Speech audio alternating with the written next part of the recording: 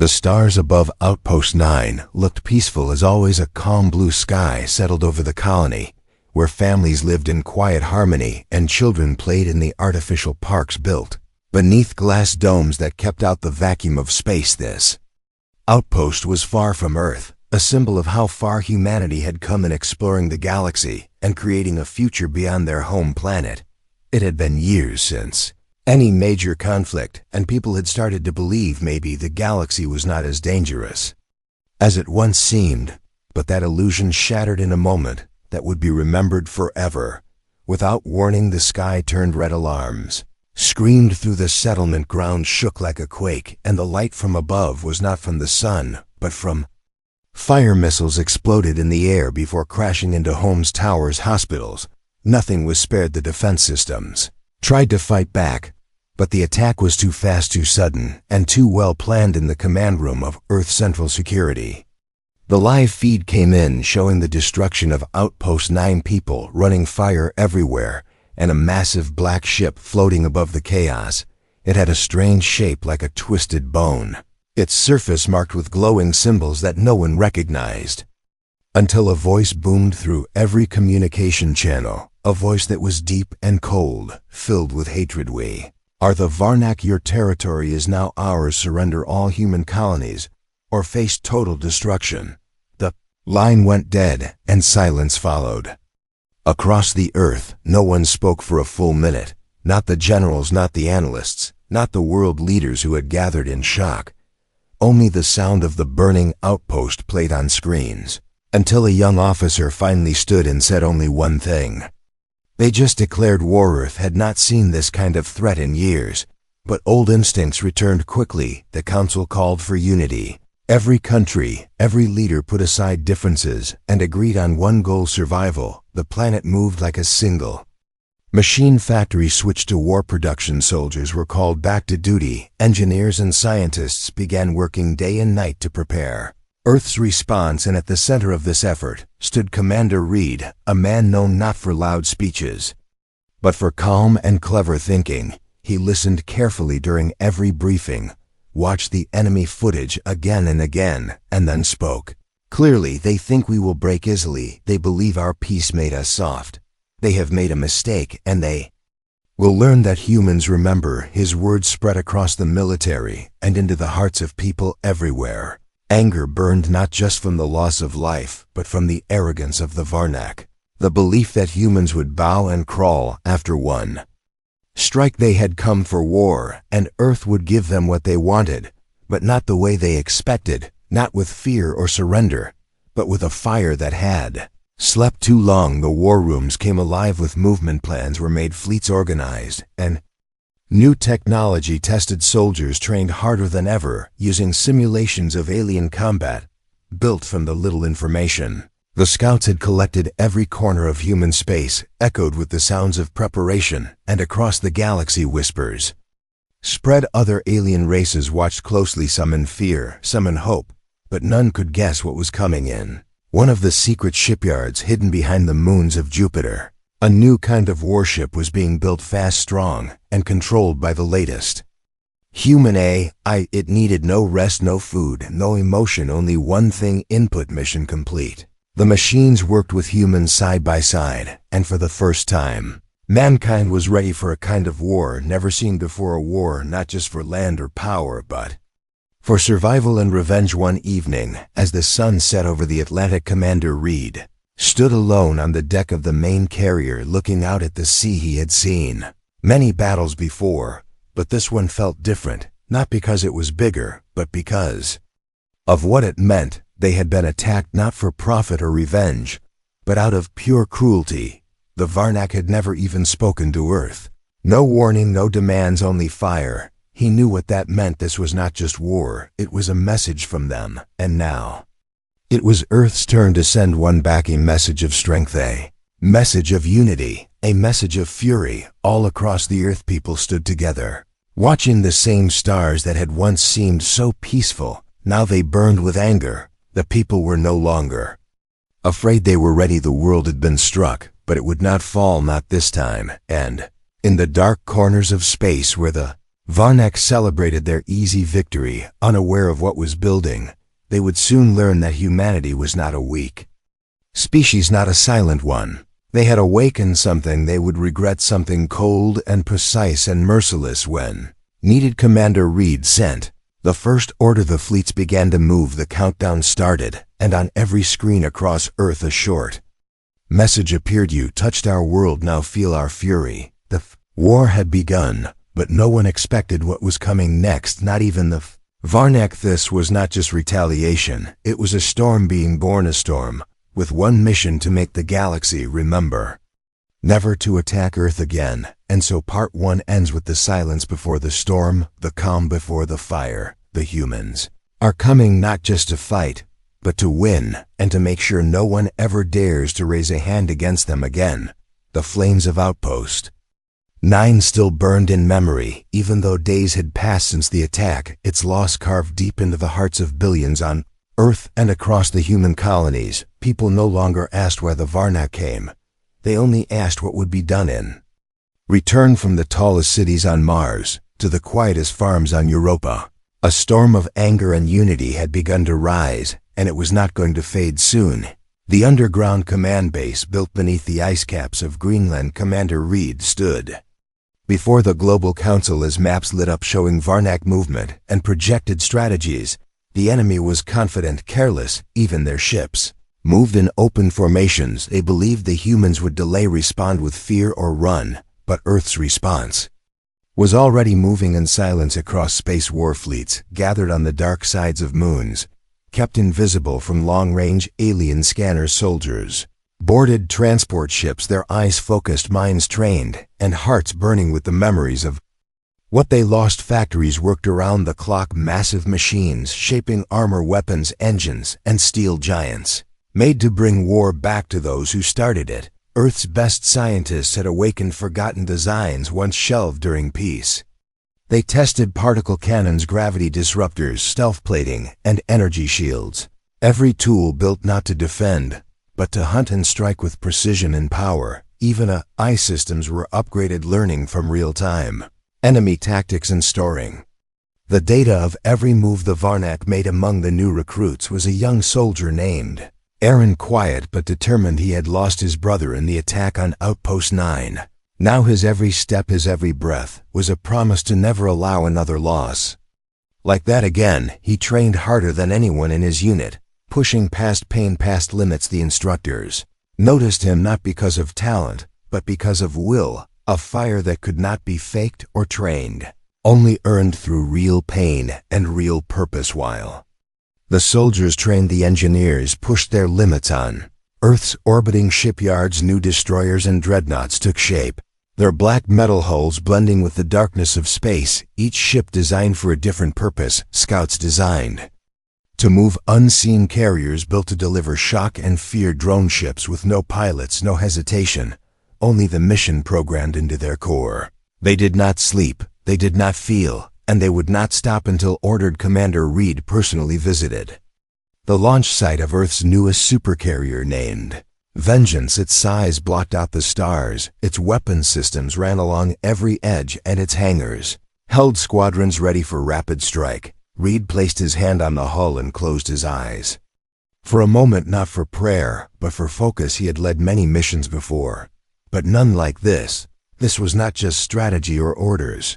This was justice in motion, and he would not rest until it was complete. In space near Saturn's orbit, the first tactical operation began. Not a strike, but a test. A small Varnak outpost had been discovered unmanned, but sending signals back to their main fleet.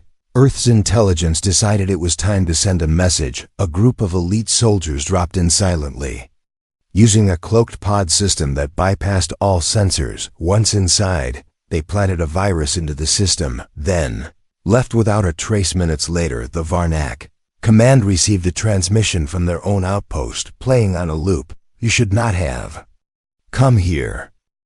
They dismissed it at first, but then one by one their outposts began to go silent. Scouts never returned. Drones were captured and repurposed.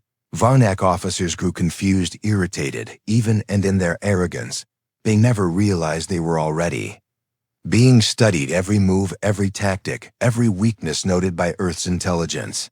Network humans had learned from the first attack, and now they were preparing to use that knowledge like a blade back. On Earth, civilian volunteers lined up to support the cause. Doctors, nurses, engineers, miners, artists, everyone wanted to contribute in some way. Some helped build supply routes. Others sent messages to the troops. Even schoolchildren wrote letters that were packed with rations and delivered to the front line, each one a reminder of why they fought, not for conquest, not for glory, but for the simple right to live free without fear. One letter from a child was read aloud during a strategy meeting. It said, "Please protect the stars for us. We want to see them too someday." The room fell silent, and for a moment, even the most hardened leaders felt the weight of what this war truly meant. It was not just between two species. Was between destruction and survival, between pride and compassion. And the humans had already chosen their side. Reed's voice echoed through every base across the colonies as he delivered the first official war address. He spoke without anger, but with power. They came thinking we were weak, but they do not understand what lives in the heart of our kind. We are builders, yes, dreamers, yes, but when forced we become something else. Something ancient and unbreakable. We do not run, we rise, and now we rise together. The message spread through every screen and device from Earth to the edge of explored space. Soldiers stood straighter, civilians moved with purpose, and enemies far away began to watch more carefully. Something was happening in the human territories. Something not seen before, not even in their darkest wars. Total unity, total focus. And a storm growing so large even the stars would tremble when it arrived. The final moment of preparation came when the Vengeance supercarrier opened its engines for the first time. Its roar echoed through space like a beast awakened from sleep. The fleet moved into position, silent, disciplined, perfect in formation. Earth had not just responded, it had transformed from scattered worlds into one unstoppable force. Every ship, every soldier, every mind aimed in one direction, not just toward battle, but toward victory. The Varnak still believed the humans would break. They still laughed in their dark halls and prepared their next attack, but they did not know the truth. Not yet. They did not know that the moment they struck they had sealed their fate, because now the storm was ready, and it was coming for them. Fast, relentless, and without mercy, the fleet drifted through the silence of deep space. Like shadows given shape, each ship dark and sharp, carrying the weight of all that humanity had lost and all that it now fought for. No music, no celebration, only the quiet sounds of systems humming and commands moving from one terminal to another. Inside the ship, soldiers set ready, faces lit by the cold blue glow of information screens, minds focused, hands steady. Every one of them knew what was coming, and none of them feared it, because the time had arrived for Earth's answer to the enemy's arrogance. Commander Reed stood at the center of the main operations bridge of the Vengeance supercarrier, his eyes locked on the live tactical feed showing the first Varnak base marked for the initial strike, a fuel and supply station orbiting a lifeless rock near a weak star. According to intelligence, this outpost was lightly guarded and used as a transit point for deeper invasions. Taking it out would shake the Varnak supply chain and signal the beginning of something much larger. He gave the order without pause. The lead stealth squadron detached from the main fleet and vanished into the dark, their ships coated with cloaking fields that bent light and heat, rendering them invisible to enemy scans. They flew without communication, only guided by silent code sequences known only to their onboard systems. As they approached the alien station, the Varnak outpost appeared calm, lights glowing, patrol ships drifting in slow circles, guards moving without urgency, their weapons powered down. They expected nothing, and that was their first mistake. The human squadron moved into position, surrounding the station in a triangle formation, and waited for the final command. Reed transmitted the strike code, and in the span of 5 seconds, everything changed. Automated drones launched from the stealth ships and pierced through the Varnak shields like knives cutting through fabric. Explosions erupted from key points, fuel lines burst into fire engines, Collapsed inward, alarms blared too late, and within minutes the station began to fall apart from the inside. Before the Varnak could respond fully, the second wave of human ships arrived, this time with full force. They did not hide, they came fast and loud. Weapons blazing, systems targeting every remaining defense, cannon fighters swarming the outer edge to keep enemy reinforcements at bay. The battle turned into a slaughter not of civilians, but of armed soldiers, who had underestimated what humans could do when pushed too far. A group of Varnak officers tried to retreat in a small cruiser, but were intercepted by a team led by Captain Morgan, a veteran known for her ruthless efficiency. She boarded the enemy vessel with her squad weapons, raised movements sharp and coordinated. Within minutes, the Varnak were disarmed, cornered, and taken captive. One of them, a high-ranking strategist, growled through blood as he was dragged across the floor. "You do not understand what you've started," to which Morgan simply replied, "We understand perfectly." Meanwhile, in the center of the battle, a young soldier named Aaron found himself in the thick of the fighting.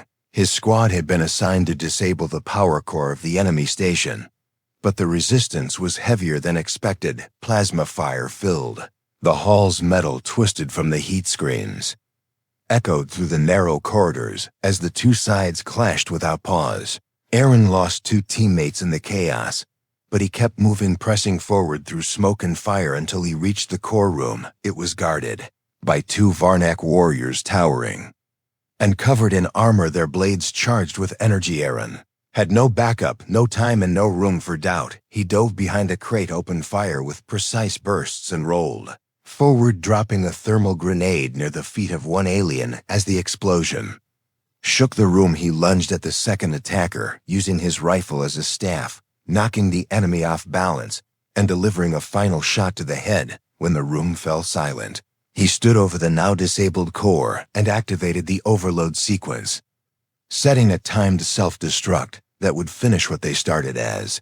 He ran back through the broken halls, his suit systems flickered, his oxygen low, and pain rising from a cut on his shoulder, but his heart beat steady because he had done his part. And as the human forces began to pull out, and the outpost exploded behind them, lighting up space with a silent blast, the first true message had been delivered, not in words, but in action. Back aboard the Vengeance, the crew watched the footage in silence. No cheering, no celebration, only the heavy feeling of the beginning of a long road. Commander Reed reviewed the combat data, then turned to his officers and said clearly, "This is only the start. They will come harder next time. They will come smarter, but they will come scared, and that gives us the edge we need. Prepare for the counterstrike we hit again in 4 days." Across the galaxy in Varnak territory, the news of the attack spread quickly, and with it confusion, fear, and disbelief. Their commanders argued, calling it a lucky strike, calling the humans reckless. But the faces of those who had seen the destruction told another story. The humans had not been lucky, they had been precise. They had not attacked for conquest, but for punishment. They were not trying to send a message, they were the message. In one of the Varnak war rooms, a young strategist named Tovak studied the data, his hands trembling slightly as he played back the human assault again and again. Each move, each tactic, each decision showed clear intention, nothing random, nothing soft. This was war at its most calculated, and he whispered to his superior, "We underestimated them. They are not what we thought. They are not weak at all." The superior laughed bitterly and said, "They are something worse than strong. They are angry." And so the first blood had been drawn not by the invaders, but by the defenders, who had turned their grief into resolve, who had sharpened their sorrow into steel, and who would now march forward with one promise guiding every step: "We will not stop until you remember who we are and why you should never have touched our world." The storm had landed, and it was not slowing down. It was learning, adapting, growing. And as the Varnak stared at their burning outpost, they finally understood the cost of declaring war on humanity, and it had only just begun. Black flags of Earth waved silently in the cold winds of space as the human fleet pushed deeper into enemy territory. The stars around them looked the same, but the silence had changed now. It was not the stillness of peace, but the pause before the next strike, a heavy breath held by the universe itself. The Varnak had expected retaliation, but they had not expected this speed, this precision, this cold, unstoppable force that did not slow down, did not falter, and never turned back. Commander Reed stood before the main warboard as his officers brought in fresh data from the last 3 assaults. Each mission had ended the same way, with the target destroyed, the Varnak retreating, and no human casualties beyond the first few encounters. Humanity had learned and adjusted. Every strike was faster, smarter, more brutal. And now the map showed the next target. Not a minor outpost, not a simple refueling station, but the main Varnak shipyard, the very heart of their invasion force. The decision was not made lightly. Attacking the shipyard meant stepping into the fire, risking everything. But Reed knew this was the moment to strike. If they waited, the Varnak would recover, rebuild, and launch again.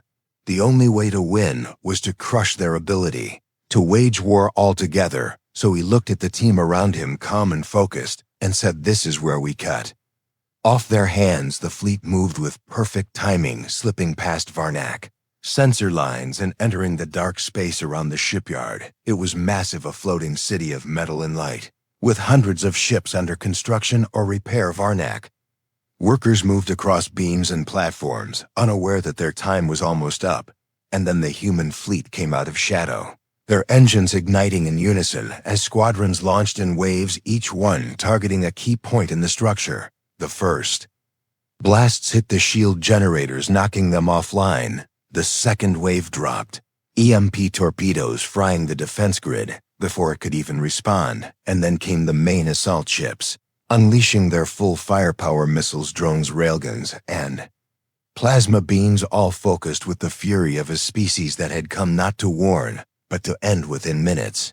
The shipyard was falling apart. The Varnak scrambled to defend, but they were unprepared for this level of coordination. Humans fought with brutal rhythm, their machines and soldiers working as one, cutting through resistance like wind through dry leaves in one sector. Captain Morgan led a strike team through the lower decks, disabling core systems and planting explosive charges that would break the station in half. She moved without fear, guiding her team with sharp commands, and when a Varnak officer tried to block their path, she stepped forward, raised her weapon, and said, "This is for the children. You burned before pulling the trigger elsewhere."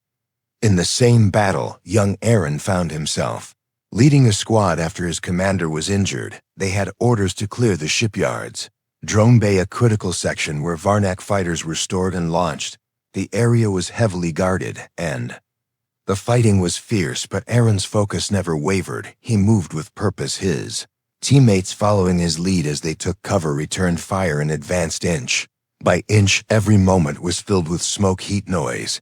But through it all, he remembered his brother's face and kept moving forward. When they reached the control room, Aaron connected a data spike to the main terminal and transferred the control of the entire Beta Earth's command in orbit. In less than 5 seconds, the automated defenses turned against the Varnak, opening fire on their own ships and clearing a path for the rest of the fleet.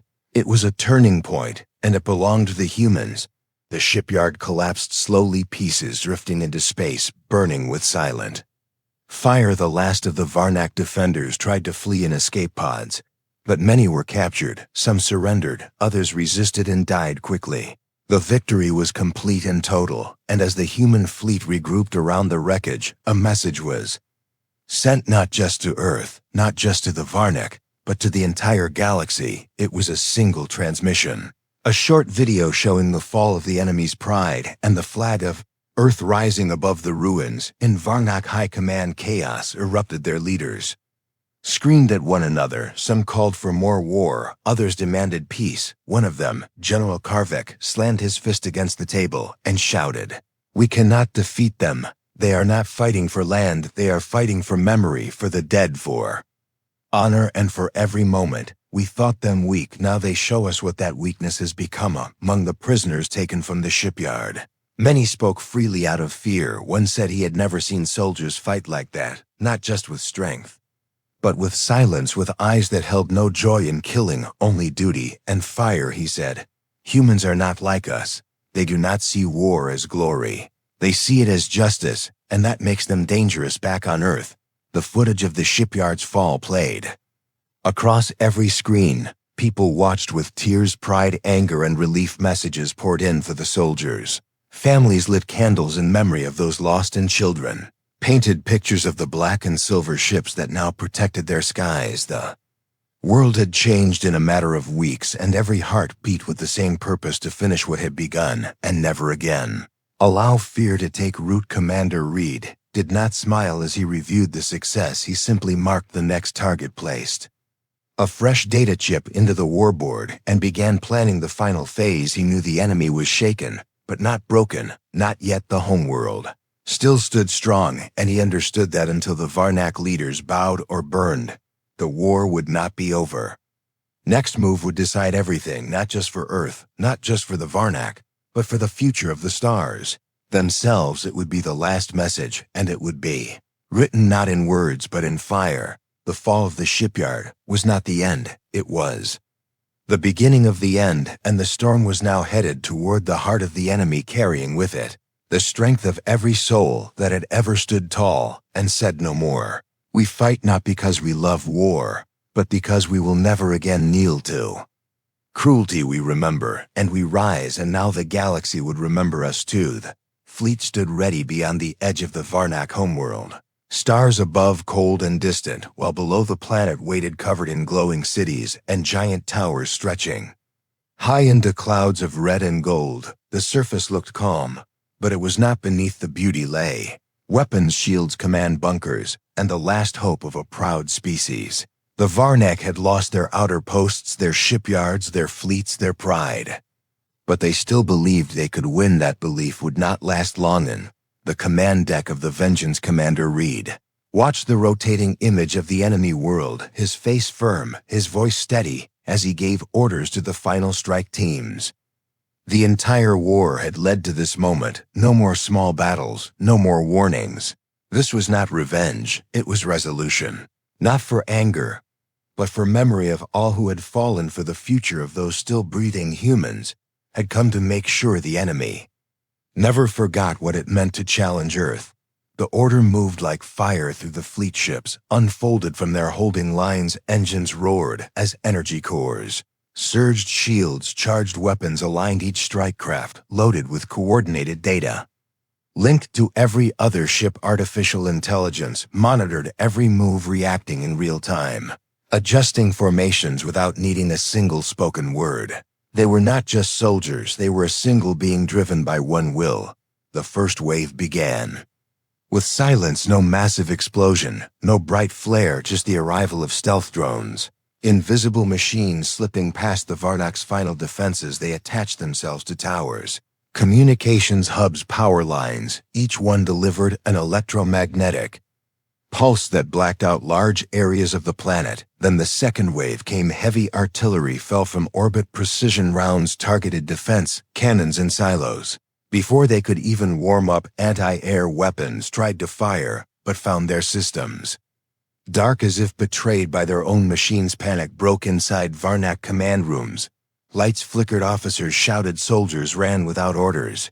Leaders screamed over broken channels, but there was no structure left, only chaos, and in that chaos came the third wave. Earth's fleet descended like a wall of storm ships, pouring into the upper atmosphere, fighters swarming the skies, while drop pods rained down, carrying soldiers armed with weapons built from the memory of every fallen outpost. Every burned family, every lost voice. One of those pods carried Aaron, who now led his own squad, battle-hardened, and focused his unit, dropped into the central district of the capital city. Streets, wide and covered in white stone but already cracked by shock waves. The buildings were massive, alien, and beautiful, but they did not matter. His orders were clear: push forward, disable power grids, capture key leaders.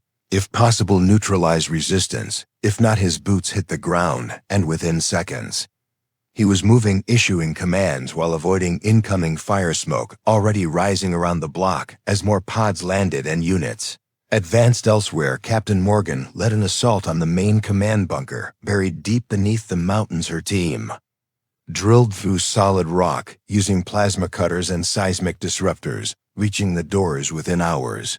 Resistance met them at the lower levels, but they moved with precision, not wasting a single shot. Her voice rang through the hall's focused calm. This is your last chance. Surrender now and be treated with justice. Continue and be buried here. Some Varnak soldiers surrendered, stunned by the speed of defeat. Others fought to the last, falling in moments against overwhelming tactics. By nightfall, the bunker had fallen. Morgan stood inside the enemy's most secure chamber.